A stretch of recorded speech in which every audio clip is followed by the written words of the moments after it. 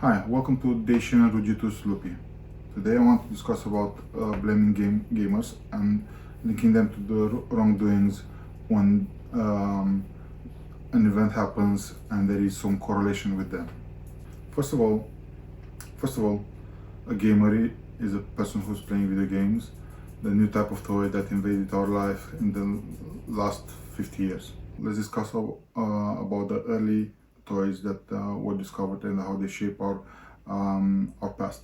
The oldest toy discovered by archaeologists is heart-shaped or card-shaped homemade toy that it seems to be 7,500 years old. The toy predates the modern wheels or when we think the wheels start to be used by our ancestors. This shows that the toys in the life of our ancestor kids, it was a model to drive for innovation for them, to find curiosity in nature and help to develop new technologies later on in their life. In my opinion, the early toys that our ancestor kids were playing with were elements from nature like sticks, pebbles, and other objects like that.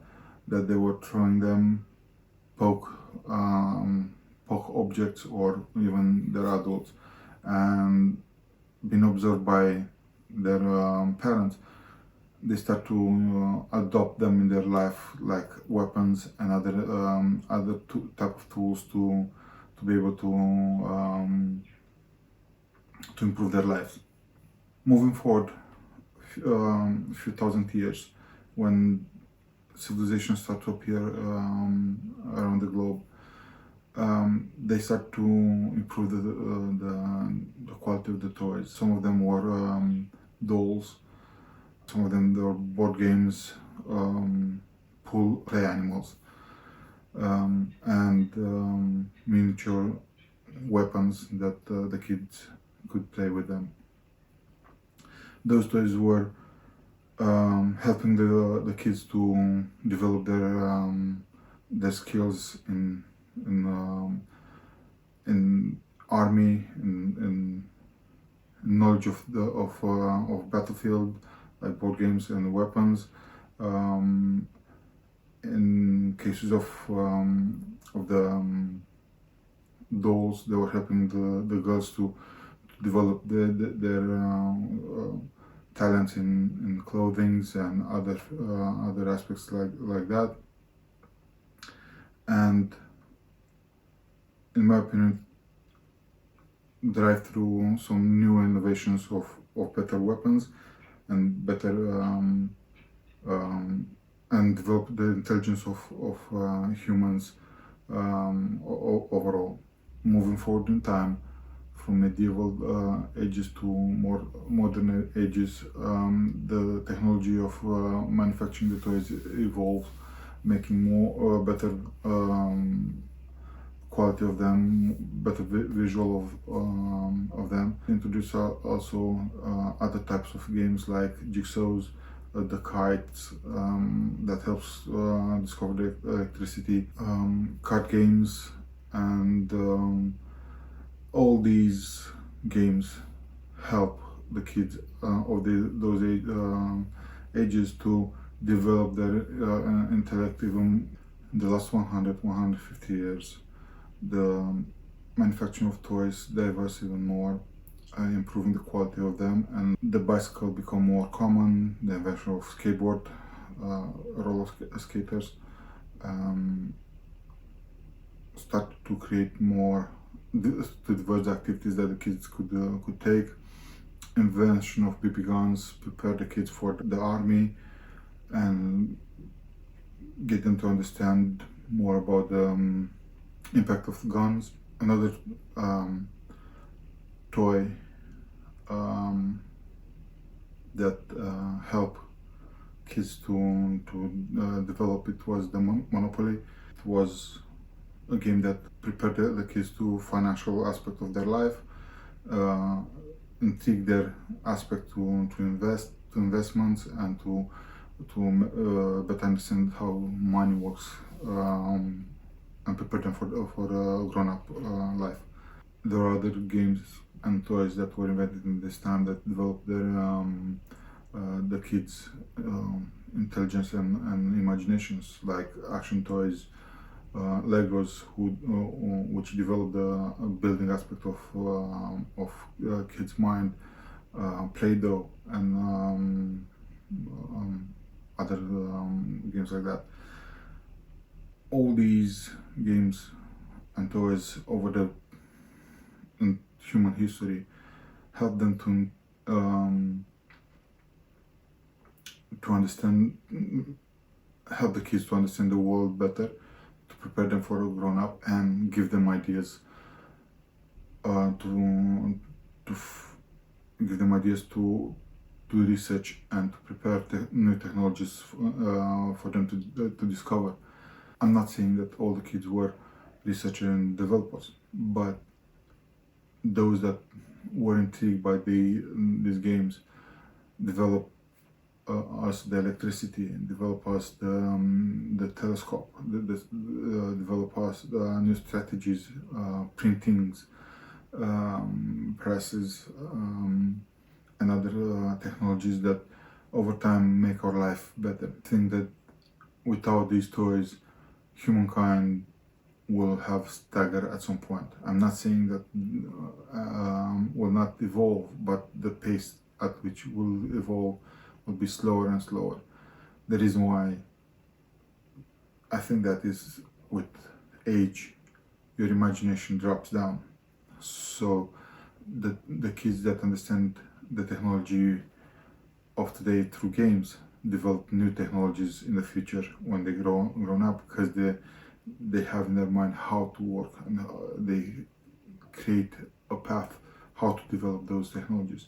Not all of them, of course, but even 1% or even 0.1% of the kids have ideas how to develop. Over time, you have increase of these technologies. I remember when I was a kid, I was playing with my friends, trying to enact scenes from Star Wars, Star Trek, and there were doors in those movies that they were open themselves with just the presence of human. They become more common now because someone started to invest research in those technologies, and it happens because they've seen it while they were kids at the time, when they've seen the shows, and when they got older, let's do it.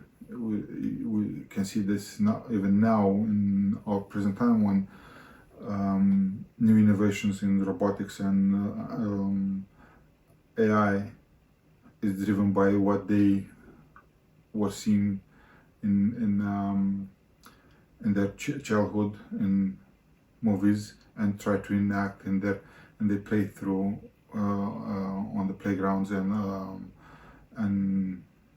other environments similar to this, and they try now to recreate those moments in real life, and that's what drives the new technologies. This all started a decade ago, working really hard on making what is Neo a reality. But to me personally, this started when I was like 10 years old. I grew up reading these beautiful books and watching these beautiful sci-fi movies where the future was all about how we as humans, we really focus on the things that matter to us. You know, Rosie the robot would be ensuring family had time, or Data would help humanity explore the galaxy. Before modern toys, there weren't that many recording controversies regarding the toys. I still believe they existed in the past. For example, maybe the dolls and the puppets were introduced as a religion object, and the kids were stealing them, use them as toys, and then they become a norm to be toys. And at that time, maybe the parents and the grown-ups were seeing that as an evil act. In modern times, with the help of the media more controversies regarding the toys spread around. One example is the idea that Dungeons and Dragons board games were satanic play, uh, driving kids to demonic and occult acts. But there were pushbacks from the kids community, and it started to become more norm and used, and realize that that's not the case. Other ones are like people who or kids who were playing with skateboards were considered to be pranksters and hooligans in some areas. Coming back to video games, when they first start to appear on consoles and PCs, they weren't that much legislated. So some of them, even if they were controversial, they were still hits. For example, Diablo had a lot of demons and supernatural elements in it, but it was a big hit in the community. GTA, when it first hit, you had to be a gangster or bad person in the game, killing people and do bad things. It was a big hit at the time, and it still is. Another game that could be considered controversial, it was Leisure Suit Larry, where you were a character that was managing an adult studio content creator. So it was a lot of themes with mature and sexual graphics, but it wasn't classified as mature, so at the time it could be bought by children and play. I'll give another example of controversial game that maybe it was the father of all the card games violences. It was Armageddon. It was a game where you were driving your car around the track, but the goal wasn't. Not all games releasing back then were controversial. Some of them were benign, like Mario and Prince of Persia. But because the legislation wasn't that implemented, there were many other games that were incited to violence and incited to acts. The point I want to make, even without having the legislation in place for the games, there were a lot of games that were incited to violence and incited to acts that some grown-ups weren't understanding. And even with these games, there weren't that many events in real life where the gamers were involved, like mass shooting, grand theft, and other events like that. In present times, if something bad happens and involves a young person, the first blame is to be thrown upon games, not on the society, not on the environment. My observation is that most of these incidents happens in America and in countries where access to objects of violence, it's very easy. Mexico and other countries like that. In Europe, there are not that many situations when a mass shooting is done by a kid. I don't see a correlation between the violence that the youngs are committing and the violence from the games, because all those games that are blamed are releasing all over the world, almost in every country. But not all the countries have the same rise of violence. In Europe, for example, I haven't heard about mass shooting made by a young person, and or when it happens, is driven by other aspects. In America, it happens a lot of that. I think it's mostly because of the culture, not actually the games who are inciting those people to do the acts. In my opinion, the video games will gonna evolve even more with the spread of VR and introducing the AI into them. It's gonna create a new immersive environment for the kids to experience, and when that happens, we're gonna look back at this moment and we're gonna say those were nothing. Those petting in the wind, and that's going to be the new bad things related to video games. If I want to go even further, the games will evolve even more, especially when we're going to explore the brain and we're going to be able to create virtual realities like Matrix or similar to Matrix, where you can smell, feel, punch, and you could experience more real life state from the games. And when those are going to happen, we're going to see the devil in those, and we're going to look back at the VR as nothing. Again, every new technology is going to create the old beliefs absolute, and it's going to blame it on the new ones. What does video game bring to the table? In my opinion, they bring imagination, innovation, and then extended social interaction. In the case of imagination, I believe we reach our limit where we can learn everything just from books and from toys, normal toys, and we need to extend it to new narratives, new image that are generated on the PC or consoles.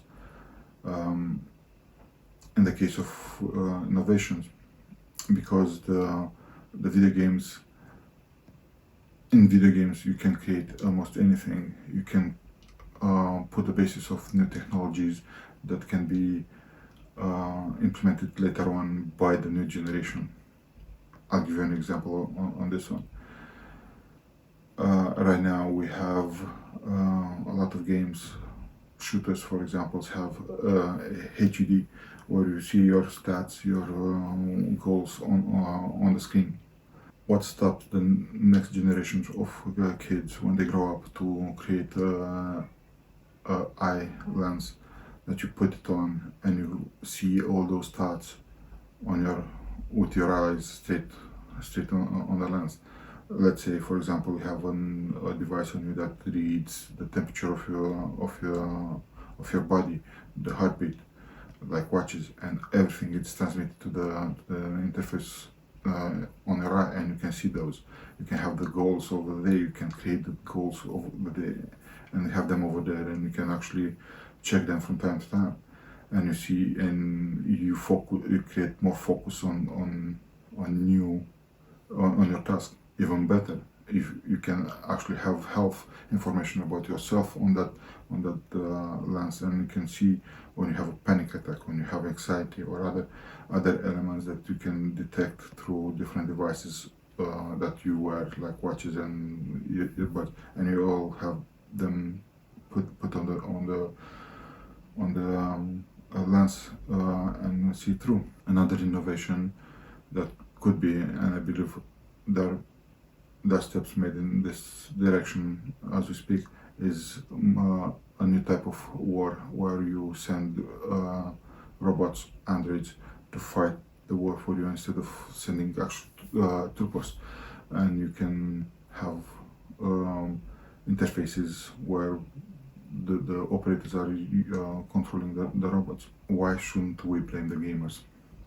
The first thing that's going to happen when we start blaming them is going to create a bigger gap between generation, and it's gonna drive the new kids in the different direction, and that's what's gonna push them towards doing the bad things, because they're gonna be misunderstood. Another factor that could come from blaming the gamers is we stop innovation. If we carry on blaming them, the more parents we're gonna think that it's a bad thing, and the more kids are gonna be cut off from this option, and you can chop the potential of great discovery just because of that. One thing that I don't understand about society, that we want to improve our kids' reaction time, our kids' decision-making abilities, but in this moment there is such an amount that you can introduce through schools and another activities, and it's a limit that they can learn. I think games can surpass that limit, and if we want to evolve in those aspects, we need to push through with the games that give those traits to the kids. For example, shooting games helps reaction time for improving the reaction time for the kids. The strategy games develop the decision makings of the gamers, and there are other types of games that improve other aspects of the kids. And if it's done in a controlled way, I think it's going to push our future generations to do better in the future. I'm not saying all the games are good. I know some of them are bad, and there are moments in history where they were damaging the society. When I was a kid, there was a game that was challenging the gamers to do different dares, and some of those dares were very dangerous, even to the point where I think some kids were committing suicide. Some of these issues can be solved by improving the society, but that's another topic. Another solution, in my opinion, should be to give more power and responsibilities to the platforms. Steam, Epic, Apple Store should be responsible for what games they are selling on their platform. This will drive the market to the next stages. If we take the video games away and we go back to the old toys, in my opinion, the society will not evolve further, because if you give a boy a piece of block that represents a PC, he's not going to invent a new VR. He's going to reinvent the PC, because that's what his imagination is going to go to. So introducing new technologies will drive the kids from today to develop the technology for tomorrow.